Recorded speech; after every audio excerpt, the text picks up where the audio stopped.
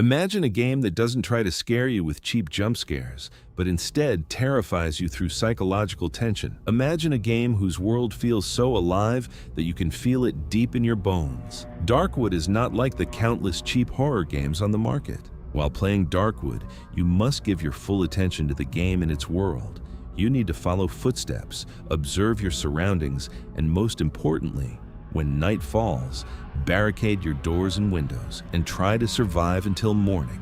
This top-down survival horror game, made by only 3 people, is personally my favorite horror game of all time and a revolutionary title for the genre.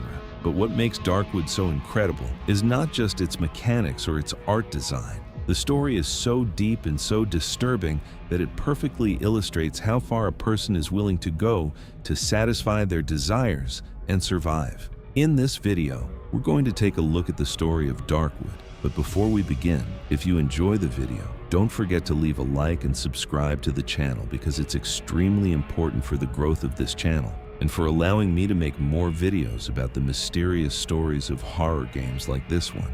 With that said, let's stop wasting time and jump right into the video. Enjoy. The game begins with a prologue. I see hatred and fear in their eyes.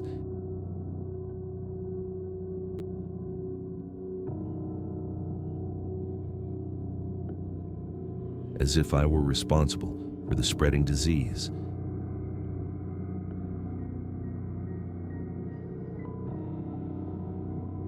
As if I were the source of all the misery plaguing this land.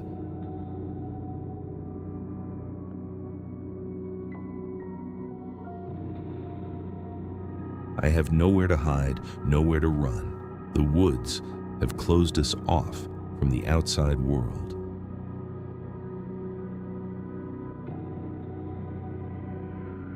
We are all doomed.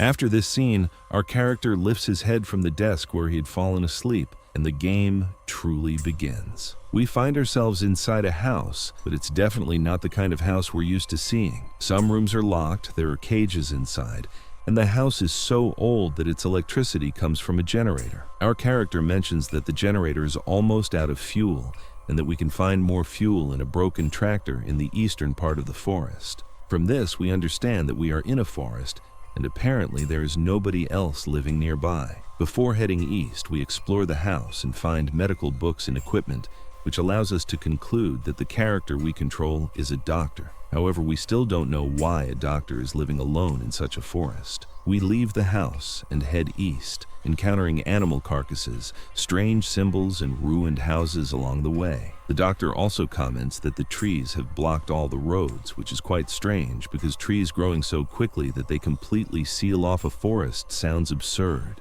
When we finally reach the eastern part of the forest, instead of finding a broken tractor, we discover a wounded man lying on the ground. Searching him reveals a key marked with the number 21.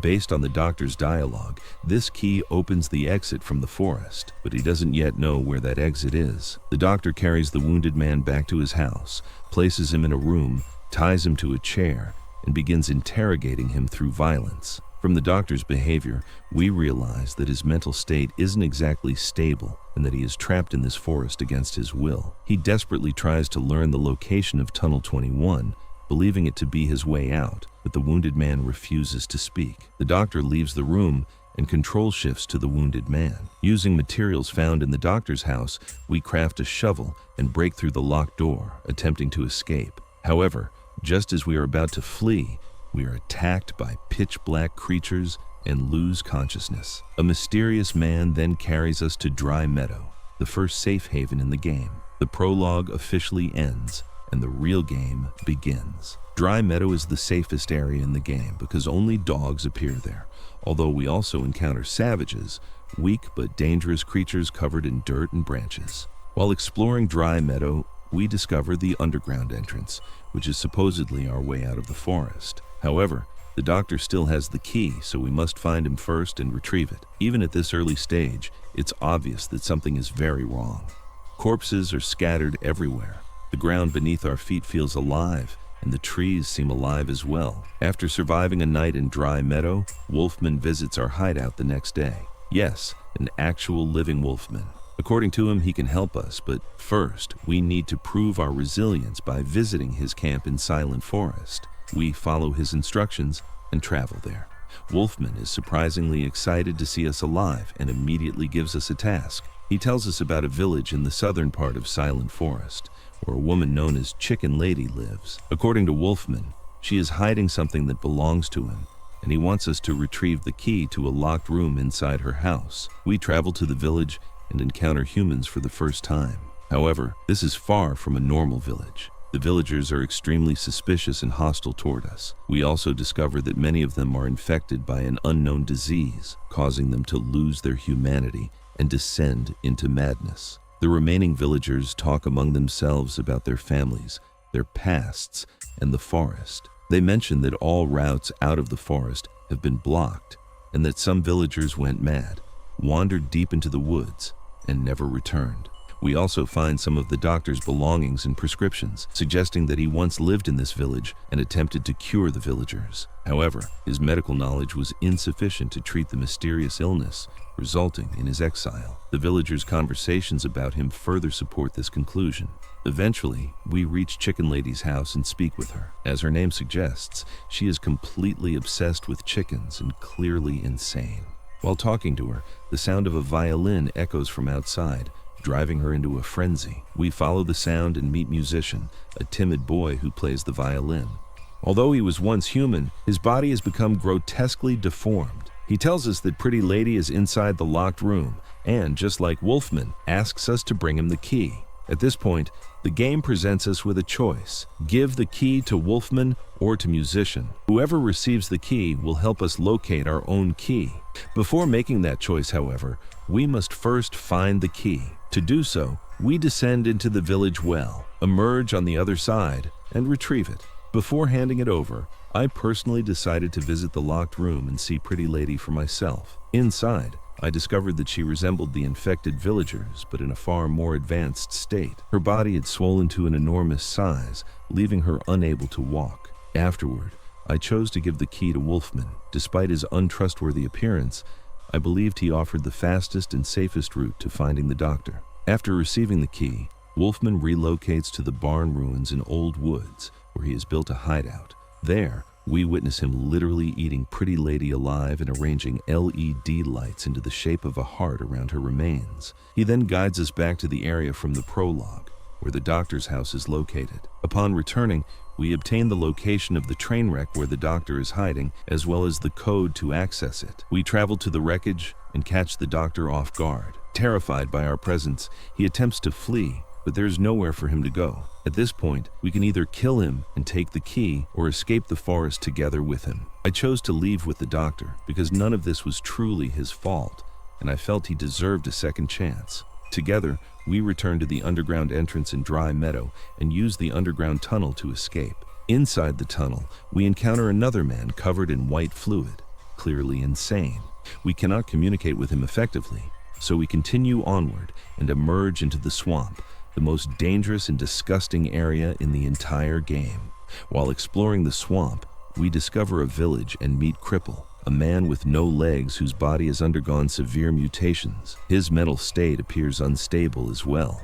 He tells us that we must burn the roots of the talking tree at the center of the village if we truly wish to escape. Following his instructions, we descend into the village cellar and set the roots ablaze. We wait for a day, and by the following morning, the talking tree is completely gone. Afterward, we use the road home and arrive at our apartment. At first, everything seems normal. It feels like the nightmare is finally over and we can rest. Yet, something still feels wrong. Grass is growing beneath the carpet.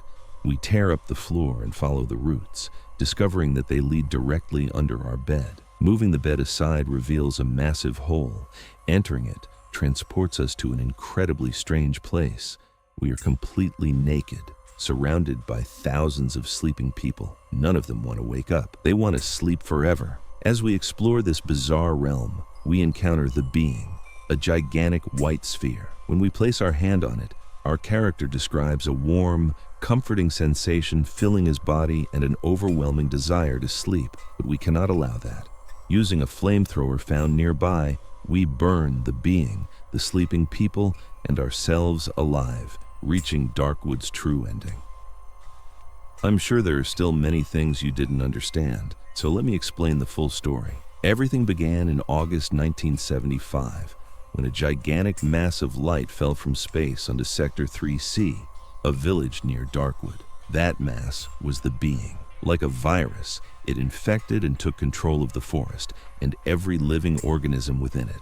In order to study the phenomenon, the government constructed underground tunnels and sent research teams into Darkwood. The character we control throughout the game was a member of one such team. One day, however, their camp was attacked by savages, and our character died during the assault. The being possessed the ability to copy and merge living organisms. Our character's corpse was hung from a tree, and because the tree was connected to the being, it created a copy of him. In other words, the character we control throughout the game is actually a copy. This copy somehow managed to reach the doctor's house during the events before the prologue, where the doctor found him. And with that, we reach the end of Darkwood's story. I hope you enjoyed the video. Since this is my first video, some parts may contain mistakes or feel a little amateurish, but I will work on improving every issue and do my best to bring you much higher quality content in future videos. Until next time, goodbye.